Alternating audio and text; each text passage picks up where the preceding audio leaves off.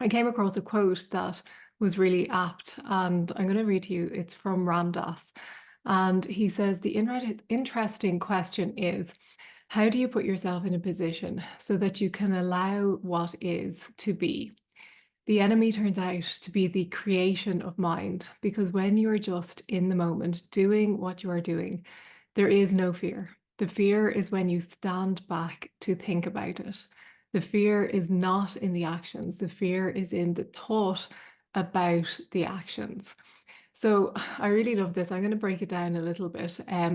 But he says the fear is what is not in the it's not in the actions, it's when you stand back to think about it. And I was reminded of this. I was at the dentist recently, and I always notice anytime I have to go to the dentist or do something like that, where there might be a little bit of fear or a little bit of worry coming up, it's always at its worst when I'm sitting in the waiting room. And as soon as I go in to see the dentist, all the fear goes away. There's no fear left. For me, anyway, it's the anticipation, it's the sitting there, the waiting, the thinking about it. But when I'm actually in there and doing the thing, then there's no fear. And I find a lot of things that um, we fear, it comes about this way. Maybe you have a job interview coming up and you're fearing the interview or the questions or what will happen during the interview. And then during the interview, everything goes fine. You're able to chat and be yourself.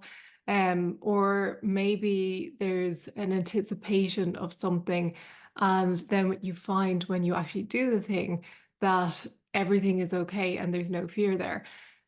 So what I wanted to ask you is, if this is the case, then what is the cause of the fear? Does anyone know what the cause of the fear is?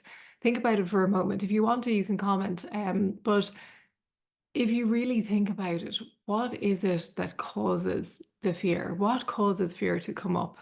And if you take a moment to stand back and really look at it, it can become really clear.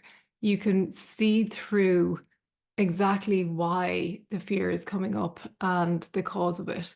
And we're going to look at this today and we're going to really examine it, because I think when you look at the cause of fear and when you stand back and really see it for what it is, then it really takes the power out of it. It takes the energy out of it, and there's nothing really there anymore once you can see through it. So the cause of fear is thoughts. Thoughts are the cause of fear. And when we believe those thoughts, when we buy into them, they can develop into beliefs, into strong emotions. They can grow into anxiety. And it's like a snowball. Once it gains momentum, once it starts going, it can really just take over. And we can feel as if we've lost control because it seems to have gained so much momentum. So the key is to catch the thoughts in their early stages. Of course, even if they have gained momentum, there's still something you can do, but to catch them in their early stages. And just to clarify, I'm not talking about the body's natural response to danger. We experience fear. Say, for example, if you heard a very loud noise, a bang, or something that made you jump, you would notice that initially there's no thought involved. Your reptilian brain reacts before your conscious mind has a chance to even register what's going on, and your body reacts. So that's not what I'm talking about. What I'm talking about is more so the unfounded fear, the fear of something that happened in the past, or fear of something that might happen in the future. And when you think about it, when we feel fearful of something that happened in the past, it's only the thoughts about that, because we can't step into the past. We can't go back there. And the same with the future. It's only the thoughts about what might happen. We can't step into the future. So thoughts are the cause of fear. And there was another quote I came across from David Bingham. He said, all fear and suffering exists in this gap between what is actually arising and what the mind says should be. And it really is true because when we sit and look at what's actually arising, what's coming up in this moment, usually the thoughts will be about something in the future, something in the past, not in this present moment. And you can even argue if, for example, there's a loved one or someone who is sick, you can argue, well, in this moment, they are sick. But really, the fears are not about this moment. The fears are usually about something worse happening, or something bad happening in the future. So if you really sit back and examine it, if you look at the fear, there is that gap between what is actually happening right now and what the mind says should be. And the mind will often argue this shouldn't be, that this shouldn't be happening, or something different should be happening. So I think once we acknowledge that fear is in the mind, we can realize, okay, this is just thoughts, it's not real. And even though we can't get rid of the mind, we can disassociate from thoughts. We can begin to see through them. And we talked about this the other week when we were talking about how you have a dream at night and you might wake up from that dream in the morning and you may feel a sense of relief and you think, oh, thank goodness that wasn't real. And then you let go of the dream completely and go about your day. So you don't try to solve problems from your dream. And we talked about this. We talked about how in the dream, we know it's not reality. So we don't give it a second thought. And it's the same with our thoughts about what might happen or what did happen or potentialities or fears or worries. We can start to see through those thoughts and to view them the same way we view a dream.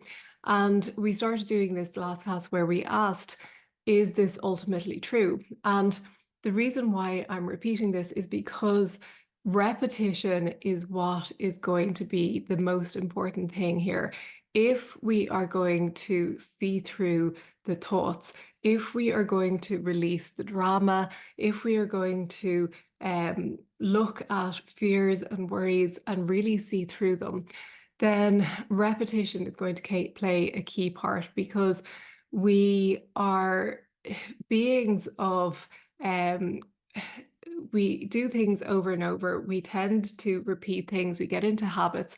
And if we can create a new habit of seeing through thoughts and disassociating from thoughts, then that'll make things so much easier. But again, repetition is the key. So asking yourself, is this ultimately true? And as Ram Dass said in that quote that I read at the start, when you are just in the moment, doing what you are doing, there is no fear. And I want you to really realize this, really know this, not just conceptually, but really begin to know this experientially and also ultimately knowing it as the ultimate truth that there is no fear, there is nothing to fear. And I want you to examine it, to start testing it out for yourself. Start really asking, this fear that is coming up or this thought that is coming up, is this ultimately true? What is happening right now? Is this fear that I'm thinking about happening right now? Or is there some separation? Is this present moment, is this involving the fear? Or is the fear to do with something in the future? Or is it to do with something that happened in the past? And really bringing yourself back to the present moment over and over and over. And when you test it out, when you start to examine it, it really, you'll see through every thought. And then, some thoughts it'll be easier to see through than others. Some of them you'll see through straight away. Others may require a little bit more examination. But if you go back to that question that we looked at as well from Sailor Bob Adamson, what is wrong with right now if you don't think about it? And when you eliminate thoughts around the situation or around the fear, and you just look at this moment and you look around and you really identify, well, is the what's wrong with right now? What is wrong with right now? And there's nothing wrong with right now if you don't think about it. So, and you really have to pause for a moment when you ask that question. You have to pause thoughts, you have to pause the thinking mind, and you just look around and you see that right now there is nothing wrong. But you have to do that for yourself in order to be able to see that. So, we know that fear is a product of the mind. And when you begin to see through this constant barrage of thoughts and really see that there is no substance to them, it becomes laughable. You begin to realize the insanity of the thoughts, of the constant chatter of the mind. You begin to see that it's just that, it's just uh, thought that's coming and going, like waves that come and go. And if you let the mind take over, then it will happily go down that path and it will happily build momentum and give you other thoughts. It will build, it's like bricks, it'll build one on top of the other. And maybe the foundations were kind of a bit shaky, but once it starts building, it will keep building over and over. And suddenly you have this 10-foot wall of worries that seems impenetrable when originally it was just one tiny little thought. And if you caught that thought and saw through it, then that wall wouldn't be built and that momentum wouldn't be gained. So, seeing through the thoughts, realizing the foolishness of the pursuit of thoughts and worries. And I know when I started doing this myself, I was thinking, well, it's all well and good, but when something really important comes up, then it's really hard to see through the thoughts. And notice that I'm not saying to get rid of the thoughts. I'm not saying to try and stop the thoughts. I'm not saying that the thoughts shouldn't be there or the thoughts are bad or good. I'm just saying to see through the thoughts, to see them for what they really are, that there's no substance to them, that they're not real, that they aren't a reflection of the present reality. So when you realize that the thought doesn't have any substance, then you can bring yourself back to this present moment and realize that everything is okay.